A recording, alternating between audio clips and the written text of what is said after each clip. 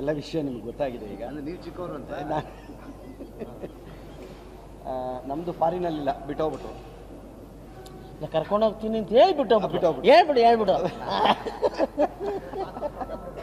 ಇಲ್ಲ, ಅಲ್ಲೇ ಸುರೇಶ್ ಇದ್ದಾರೆ ಸರ್.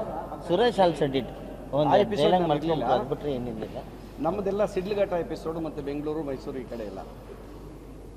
ಕ್ಯಾಮ್ರಾಮನ್ ಸರ್ ಹೇಳ್ದಂಗೆ ಸಿಡ್ಲಘಟ್ಟ ಎಪಿಸೋಡು ಮರೀಲಾಗದಂಥ ಅನುಭವ ನಮಗೆ. ಅದೆಲ್ಲ ನಮಗೆ ಗೊತ್ತೇ ಇಲ್ಲ. ರೇಷ್ಮೆ ಹುಳುದು ಸೀರೆ ಹೆಂಗಾಗುತ್ತೆ ಏನು ಕತೆ ಅಂತೇಳಿ ಅಲ್ಲೇ ಕೆಲಸ ಮಾಡಬೇಕಾಯಿತು. ಅದು ತುಂಬ ಹೀಟು, ಕಣ್ಣೆಲ್ಲ ಉರಿ ಬಂದುಬಿಡುತ್ತೆ ಆ ಹೊಗೆಗೆ.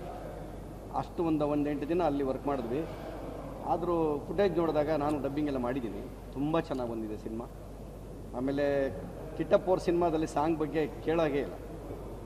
ಯಾರನ್ನು ಬೇರೆಯವರೆಲ್ಲ ನಮ್ಮ ಫ್ರೆಂಡ್ಸ್ಗಳು ಫೋನ್ ಮಾಡಿದ್ರೆ ಸಾಂಗ್ ಚೆನ್ನಾಗಿ ಮಾಡಿರ್ತಾರಲ್ಲ ಅಂತಾರೆ. ಆ ಥರ ಇದೆ. ಸಂಜೀವ್ ಇಟ್ಸ್ಗಿಂತ ಫಸ್ಟಲ್ಲೂ ನಾನು ಇದ್ದೆ ಹೀರೋ ಜೊತೆಯಲ್ಲಿ, ಸೆಕೆಂಡ್ ಇದರಲ್ಲೂ ನಾನು ಇದ್ದೀನಿ. ಸರ್ ಹೇಳ್ದಂಗೆ ಅದು ಕಂಟಿನ್ಯೂಷನ್ ಏನಲ್ಲ, ಇದು ಟ್ರ್ಯಾಕೇ ಬೇರೆ ಥರ ಇದೆ. ಸೂಪರಾಗಿದೆ. ನನ್ನ ಪಾತ್ರ ನನಗೆ ತುಂಬ ಇಷ್ಟ ಆಯಿತು. ನಿರ್ಮಾಪಕರು ನಮ್ಮನ್ನು ಚೆನ್ನಾಗಿ ನೋಡಿಕೊಂಡ್ರು, ನಮ್ಮ ಕೋ ಆರ್ಟಿಸ್ಟ್ಗಳಾಗಲಿ. ಕಿಶನ್ ಮಾತ್ರ ಪಾಪ ಸರ್ ಹೇಳ್ದಂಗೆ ಆಲಿನ ನಾನು ಎಲ್ಲ ಕೆಲಸ ಮಾಡೋಕ್ಕೆ ಶುರು ಹಾರ್ಡ್ ವರ್ಕ್, ತುಂಬ ಹಾರ್ಡ್ ವರ್ಕ್ ಮಾಡಿದ್ದಾರೆ ಎವ್ರಿಬಡಿ. ತುಂಬ ಖುಷಿ ಆಯಿತು, ಒಪ್ಪಲೇಬೇಕು. ಆಮೇಲೆ ನಾವು ಮೈನಾ ಸಂಜೀವ್ ಇಟ್ಸ್ಗಿಂತ ಎಲ್ಲ ಜೊತೆಯಲ್ಲಿ ಕೆಲಸ ಮಾಡಿರೋದ್ರಿಂದ ನಾಗಪ್ಪ ಅವ್ರ ಜೊತೆಲಿ ಒಂಥರ ಬ್ರದರ್ ಥರ ಇರ್ತೀವಿ, ಗೊತ್ತೇ. ಆ ಜಾಲಿಯಾಗಿ ಕೆಲಸ ಮಾಡ್ಕೊಂಡು ಹೋಗಿದ್ವಿ. ಕ್ಯಾಮ್ರಾಮನ್ ಸರ್ ಇವತ್ತೇ ಮಾತಾಡಿರೋದು, ಇಷ್ಟೊಂದು ಸಿನಿಮಾದಲ್ಲಿ ಮಾತೇ ಆಗಲಿಲ್ಲ ಅವ್ರಿಗೆ ಶೂಟಿಂಗಲ್ಲಿ. ತುಂಬ ಚೆನ್ನಾಗಿದೆ, ಒಳ್ಳೆ ಸಿನಿಮಾ. ಎಲ್ಲರೂ ಹೇಳಿದ್ದಾರೆ, ನಿಮ್ಮೆಲ್ಲರ ಆಶೀರ್ವಾದ ನಮಗಿರಲಿ.